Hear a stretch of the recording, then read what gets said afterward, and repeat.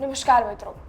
ભૂતકાળમાં તૂટેલા કાચ આજે પણ કેટલો અસર કરે છે, આજે પણ કેટલી અસર પાડે છે.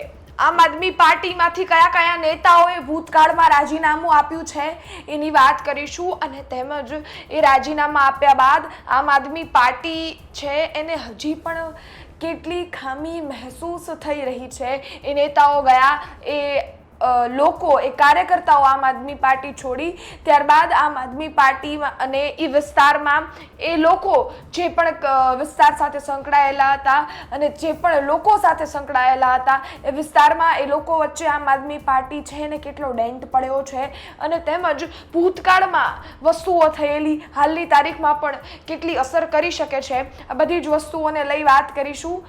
થોડી ઊંડાણપૂર્વક વાત કરીએ તો આમ આદમી પાર્ટીમાં થી અનેક લોકોએ રાજીનામા આપ્યા. આપણે રિસેન્ટ પહેલા મોટા ચહેરાઓની વાત કરી લઈએ તો સૌ પ્રથમ રાજુ કરપડા, જે ખૂબ મોટું નામ થયું આમ આદમી પાર્ટી દ્વારા જ થયું. એ ખેર પહેલા એ ખેડૂત નેતા પણ હતા અને ખેડૂતોની વચ્ચે એ પ્રશ્નો ઉઠાવતા હતા, પણ ત્યારબાદ એને એક ટેગ મળ્યો ખેડૂત નેતાનો, એ આમ આદમી પાર્ટી સાથે મળેલો છે.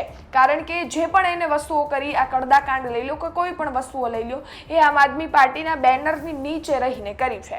અને આમ આદમી પાર્ટીમાંથી રાજુ કરપડા ગયા એટલે એક વાત ફેક્ટ છે, એક વાત 100%ની છે કે અમુક પ્રતિશત આમ આદમી પાર્ટીને ખેડૂતોના વોટ બેંકમાં કે ખેડૂતો છે એમાં ક્યાંક ડેન્ટ પડે.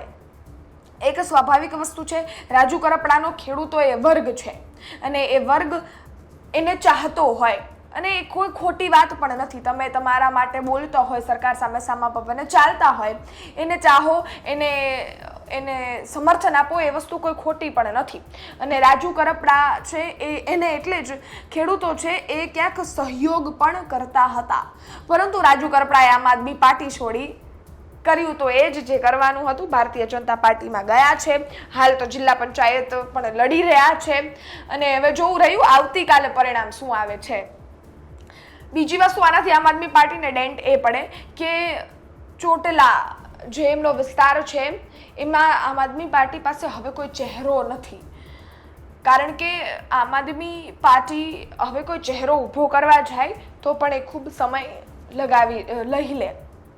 વાત કરીએ આજની, સાગરભાઈ રબારીએ આજે જ રાજીનામું આપી દીધું છે અને આમ આદમી પાર્ટીને છોડી દીધું છે. જોવા જઈએ તો રાજુ કરપડા ગયા બાદ સાગર રબારીએ ખેડૂત નેતા હતા આમ આદમી પાર્ટીમાં, પણ એને પણ હવે છોડી જ દીધું છે અને એક ટ્વીટ કર્યા છે, બાઇટ આપી છે, બધી જ વસ્તુઓ કરી આમ આદમી પાર્ટીમાંથી સ્વેચ્છિત રાજીનામું આપી દીધું છે. આજે જ આપ્યું છે અને એની અનેક સમાચાર વધુ જ તમે જોતા હશો અને એનો ડેન્ટ પણ આમ આદમી પાર્ટીને પડશે. કારણ કે એ પણ એક ખેડૂત નેતા હતા ને રાજુ કરપડા ગયા બાદ આમ આદમી પાર્ટીમાં અમુક ખેડૂતોનો વર્ગ હતો, એ અમુક આ 2-5 જે ખેડૂત નેતાઓ છે એમનાથી જોડાયેલો હતો. વાત કરીએ પરેશ ગોસ્વામી જે વેધર એક્સપર્ટ, તમે બધા જ એમને ઓળખો છો, એ પણ આમ આદમી પાર્ટી સાથે સંકળાયેલા હતા.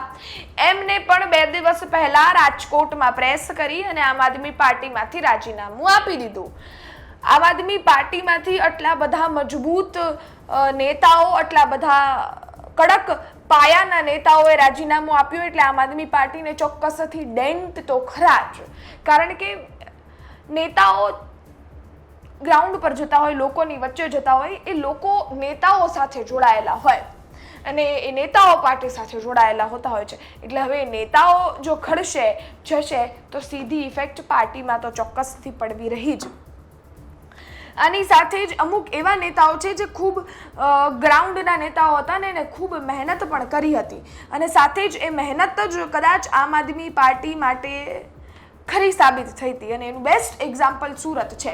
કારણ કે સુરતમાં આમ આદમી પાર્ટીએ જ્યારે 2022માં ખૂબ સારું સ્થાનિક સ્વરાજ્યની ચૂંટણીમાં પ્રદર્શન આપ્યું. એમાં અમુક એવા નેતાઓ છે જે પાયાના કાર્યકર્તાઓ છે ને જેણે ખૂબ કામ કર્યું હતું અને સુરતમાંથી જ આમ આદમી પાર્ટી ઉભરીને આવી છે, સ્થાનિક સ્વરાજ્યથી જ ઉભરી આવી છે, એનો પાયો છે. અને એમાં નેતાઓ કામ કરવાવાળા અલ્પેશ કથિરિયા અને ધાર્મિક માલવ્યા, અલ્પેશ કથિરિયા અને ધાર્મિક માલવ્ય બંને જે પાટીદાર આંદોલન થયું એમાંથી ઉભરેલો ચહેરો છે, ત્યારબાદ એ આમ આદમી પાર્ટીમાં જોડાયા, રાજકીય સફર એમણે એનો શરૂ કર્યો, પરંતુ ત્યારબાદ એમણે એમાંથી રાજીનામું આપ્યું.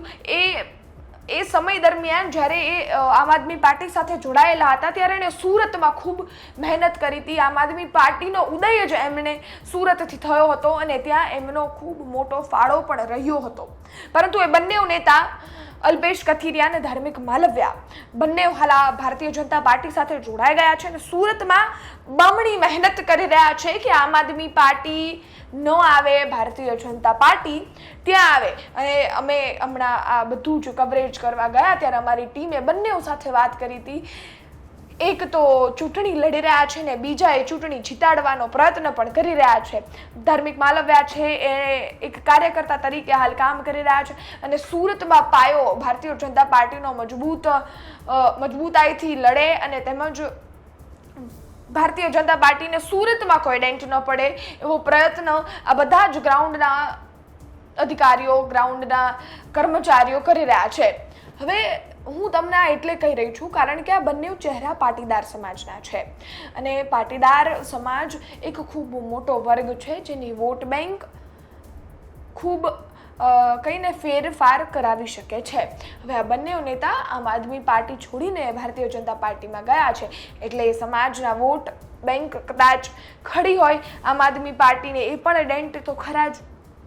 વાત કરીએ અર્જુન રાઠવા પણ આમ આદમી પાર્ટીમાં હતા અને એ આદિવાસી સમાજના નેતા હતા. આદિવાસી સમાજ એક એવો સમાજ છે જે આમ આદમી પાર્ટી સાથે હાલ પણ જોડાયેલો છે કારણ કે ડેડિયાપાડાના ધારાસભ્ય ચૈતર વસાવા છે એ વિસ્તારમાં, એ ટ્રાઇબલ બેલ્ટમાં ખૂબ મહેનત કરી રહ્યા છે. પરંતુ અર્જુન રાઠવા પણ એક એવો ચહેરો હતો જેણે ખૂબ મહેનત કરી છે, આમ આદમી પાર્ટી સાથે જોડાયેલા હતા, આદિવાસી હતા અને આદિવાસીઓની સાથે પણ સંકળાયેલા હતા. એ ત્યાં ગયા એટલે અમુક વર્ગ જે અર્જુન રાઠવા સાથે જોડાયેલો હોય એ ચોક્કસથી વિખાય અને એનાથી પણ આમ આદમી પાર્ટીને ફરક તો ચોક્કસથી પડ્યો છે. આગળ વાત કરીએ તો બીજા નેતા ભૂપત ભાયાણી વિસાવદર જે હાલ ખૂબ ચર્ચામાં છે કારણ કે એના ધારાસભ્ય ગોપાલ ઇટાલિયા છે.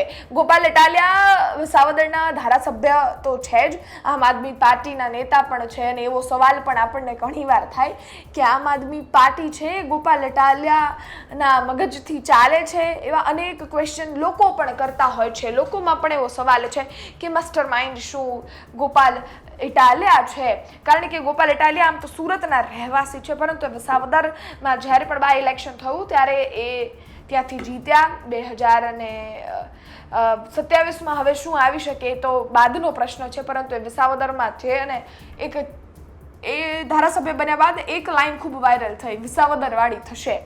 એટલે હાલ પણ જુનાગઢ વિસાવદરમાં ગોપાલ ઇટાલિયાનો ચામ તો છે, એ તમે કે હું ન નકારી શકે. અને હાલ પણ જોવા જઈએ તો અમે અનેક એવા લોકો છે જે ગોપાલ ઇટાલિયાને સહયોગ આપે છે.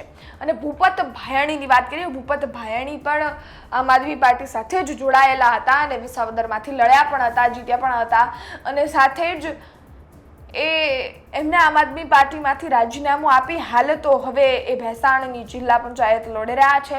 ભેસાણની તાલુકા પંચાયત, જિલ્લા પંચાયત, જુનાગઢ જિલ્લા પંચાયત, ભેસાણ તાલુકા પંચાયત બધી જ જે ચૂંટણીઓ છે ખૂબ રસપ્રદ છે અને એમાં પણ ભૂપત ભાયાણીના સમર્થકો પણ છે જે હવે આમ આદમી પાર્ટી સાથે જોડાઈ ચૂક્યા છે. આમ આદમી પાર્ટી જોડ્યા બાદ એ આમ આદમી પાર્ટી સાથે જોડાયેલા હતા એટલે સીધી વાત જોઈએ કે ભૂપત ભાયાણી ગયા બાદ એ જે એમના સમર્થકો છે એ પણ ભારતીય જનતા પાર્ટી સાથે આવવાના જોડાઈ ચૂક્યા હતા પરંતુ છોડ્યું આમ આદમી પાર્ટીને. ત્યાંથી પણ ડેન્ટ પડ્યો. ખેર એ વિસાવદરમાં કવર તો થઈ ગયું કારણ કે ગોપાલ ઇટાલિયા ધારાસભ્ય બની ગયા. પછી વાત કરી લઈએ ઇન્દ્રનીલ રાજગુરુ. ઇન્દ્રનીલ રાજગુરુ પણ એક ખૂબ જાણીતો ચહેરો હતો, આમ આદમી પાર્ટીમાં કામ કરી રહ્યા હતા અને સાથે એમણે પણ જોવા જઈએ તો આમ આદમી પાર્ટી છોડી દીધું. વાત કરી લઈએ બીજા નેતાઓ જે આમ જોવા જઈએ તો ગુજરાત રાજ્યમાં ખૂબ મહેનત કરી છે, ગુજરાતની માટે ખૂબ લડતા ચહેરાઓ છે આ બધા અને એને આમ આદમી પાર્ટીમાં ઉભર્યા હતા ને આમ આદમી પાર્ટી જ છોડી દીધી છે. આમાં અનેક નેતાઓ એવા છે જે જોવા જઈએ તો અમુક કોંગ્રેસમાં જોડાયા છે, અમુક ભારતીય જનતા પાર્ટીમાં જોડાઈ ગયા છે, આમ આદમી પાર્ટી છોડી દીધું છે. આનાથી આમ આદમી પાર્ટીને કેટલો ફરક પડી શકે એની વાત કરી લઈએ. અલ્પેશ કથિરિયા, ધાર્મિક માલવ્યા, આ બધા જ નેતાઓ ભારતીય જનતા પાર્ટીમાં ગયા. એનાથી ખેર ગોપાલ ઇટાલિયાએ ખૂબ મહેનત કરી છે આ ચૂંટણીમાં, પણ ખૂબ એડી ચોટીનું જોર લગાડ્યું છે આમ આદમી પાર્ટીએ. પરંતુ એ જે વિસ્તાર છે સુરત, જેમાં આ લોકો ખૂબ સક્રિય હતા, એ લોકો છૂટી ગયા, એ લોકો જતા રહ્યા. એટલે આમ આદમી પાર્ટીને એ એક પોઈન્ટ ઓફ વ્યૂથી ડેન્ટ પડ્યો છે. બાકી પાટીદાર સમાજમાંથી પણ ડેન્ટ ચોક્કસથી, કારણ કે બે એવા કાર્યકર્તાઓ જે ચહેરો બન્યા એ ઉભર્યા અને ત્યારબાદ એમાંથી ગયા. આનાથી આમ આદમી પાર્ટીને ડેન્ટ પડ્યો અને એનું કદાચ અસર આવતીકાલે રિઝલ્ટમાં પણ દેખાશે. ખેર હવે આપણે એવું તો ન કહી શકીએ કે કોણ જીતશે કોણ હારશે, પરંતુ આવતીકાલે એ તો જ્યારે પેટીઓ ખુલશે અને રિઝલ્ટ બહાર આવશે ત્યારે ખબર પડશે કે શું થયું હશે. વાત કરી લઈએ આગળની ઉપરની વાત, તો રાઘવ ચડ્ઢા સાથે બીજા 7 સાંસદો છે, એમણે પણ આમ આદમી પાર્ટી છોડી દીધું છે. આમ આદમી પાર્ટીને ડેન્ટ તો ચોક્કસથી બધી જ બાજુથી પડી રહ્યા છે. હવે જોવું રહ્યું કે આમાંથી અરવિંદ કેજરીવાલ અને સાથે જ આમ આદમી પાર્ટી છે આ બધું સોલ્વ કરવાનો પ્રયત્ન કઈ રીતે કરશે. કારણ કે ખેર આ બધા જ નેતાઓએ ખૂબ પહેલાં રાજીનામા આપ્યા હતા. આમાંથી અનેક નેતાઓ એવા છે જેણે થોડાક સમય પહેલાં રાજીનામા આપ્યા છે, અમુક નેતાઓ એવા છે જેણે રિસન્ટ રાજીનામા આપ્યા છે. પરંતુ એક વાત તો છે કે જૂનું હોય એ પણ અસર તો કરતું જ હોય.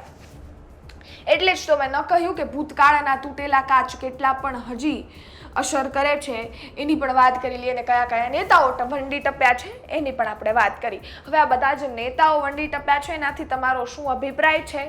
એક વાત એ પણ કે કોઈ નેતાઓ વંડી ટપે એ એના ફાયદા માટે જ ટપતા હોય. બાકી જો કોઈ એવું કહેતું હોય કે લોકો માટે ટપ્યા છે તો આ ખૂબ ખોટી વાત છે. એનો પર્સનલ ફાયદો એમાં ચોક્કસથી હોય છે, એનો ફાયદો દેખાતો હોય છે. એટલે કોઈ પણ નેતા છે એ વંડી ટપતા હોય છે, રાજકીય સફર એનો ત્યાંથી બીજી તરફ તે કરતા હોય છે.